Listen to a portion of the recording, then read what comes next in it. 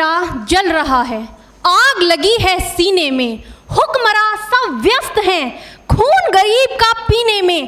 तो राम मंदिर या बाबरी का पक्ष नहीं मैं लाई हूँ, घायल भारत चीख रहा है, चीख सुनाने आई हूँ। परम आदरणीय सभापति महोदय, मंचासीन निर्णायक मंडल समिति एवं उपस्थित मेरे प्यारे साथियों, मैं आरक्षी खुशबू चौहान केंद्रीय रिजर्व पुलिस बल आज सदन की राय से असहमत होते हुए वक्ता विपक्ष में अपने विचार प्रस्तुत करूंगी। महोदय, दर्द हद से तब गुजरने लगता है जब मेरी आंखों के सामने ताज, पुलवामा, छत्तीसगढ़ में शहीद हुए जवानों के शत विशत अधजले शरीर के टुकड़े, रेत के टीलों से ऊपर जाती लाशों के ढेर और कश्मीर की खून से सनी लाल रंग की सड़कों के दृश्य सामने आते हैं।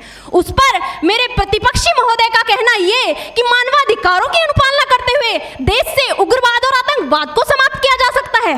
महोदय, अब तो हमारा तिरंगा झंडा भी हमसे ये पूछने लगा है कि क्या बात है भारत, आजकल फहराने से ज्यादा मैं कफन में दफनाने के क्यों काम आ रहा हूँ।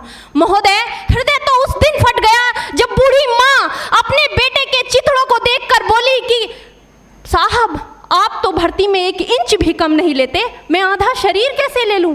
महोदय, आज इन मानवाधिकारों के कारण इन आतंकियों के बंगलों की आकाओं की नाकफनी हंसती है और शहीद हुए हमारे जवानों के आंगन की तुलसी रोती है। जब एक शहीद हुए जवान की विधवा की वेदना चीख चीख कर ये कहती है कि प्यार भी भरपूर गया, मांग का सिंदूर गया, नन्हे नौनिहालों की लंगोटियां चली गई, छोटी छोटी बेटियों की चोटियां चली गई और आपके लिए तो एक आदमी मरा है साहब, मेरे घर की तो रोटियां ही चली गई।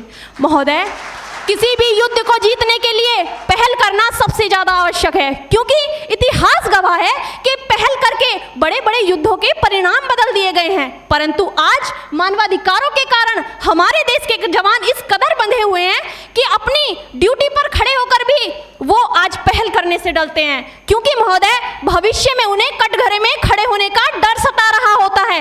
वो ये जानते हैं कि चाहे एक उग्रवादी की राइफल से निकलने वाली गोली को ये तय करना पड़े या ना पड़े कि वो किसे लगेगी, लेकिन हमारी राइफल से निकलने वाली हर गोली को ये निर्णय लेना पड़ता है कि चाहे वो किसी निर्दोष को लगे, दोषी को लगे या ना लगे, परंतु किसी निर्दोष को नहीं लगनी चाहिए। यदि ऐसा हुआ तो ना तो ये समाज हमें छोड़ेगा, ना ही तिल का ताड़ बनाने वाली ये मीडिया हमें छोड़ेगी। और महोदय, मानवाधिकार के तले किसी जवान को दबाकर युद्ध के मैदान में छोड़ देना कोई वीरता नहीं, एक आत्महत्या है। क्योंकि महोदय, फूल को श्रृंगार दो ये मुमकिन नहीं और एक वीर को झनकार दो ये मुमकिन नहीं। जो हाथ बांध दे सेना के, ऐसे मानवाधिकार का पालन संभव नहीं।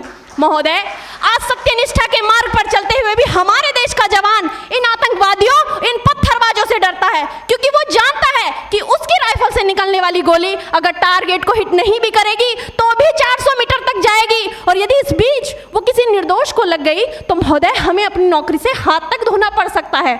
और महोदय, अपनी नौकरी को बचाने की खातिर एक जवान आज ये सोचता है कि चाहे सांप मरे या ना मरे, परंतु लाठी नहीं टूटनी चाहिए, क्योंकि आज हमारे देश के हालात कुछ ऐसे हो गए हैं कि चिरागों को हवाओं में उछाला जा रहा है, हवाओं पर भी रोब डाला जा रहा है। अरे हम ही तो बुनियाद है आंतरिक सुरक्षा की, और आज हमें ही नौकरी से निकाला जा रहा है।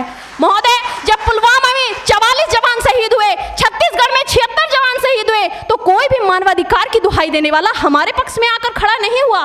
परंतु जब जेएनयू विश्वविद्यालय में एक देशद्रोही के द्वारा भारत तेरे टुकड़े होंगे, अफजल हम शर्मिंदा हैं जैसे देशद्रोही नारे लगते हैं, तो सारे मानवाधिकार के ज्ञाता आकर उसके पक्ष में खड़े हो जाते हैं। तभी तो क्या कहा था उस देशद्रोही ने कि तुम एक अफजल को मारोगे, हर घर से अफजल निकलेगा। तो मैं भारत की बेटी अपनी भारतीय सेना की तरफ से आज ये ऐलान करती हूँ कि उस घर में घुसकर मारेंगे जिस घर से अफजल निकलेगा, वो कोख नहीं पलने देंगे जिस कोख से अफजल निकलेगा। उठो देश के वीर जवानों, तुम सिंह बनकर दहाड़ दो और एक तिरंगा झंडा उस कन्हैया के सीने में गाड़ दो।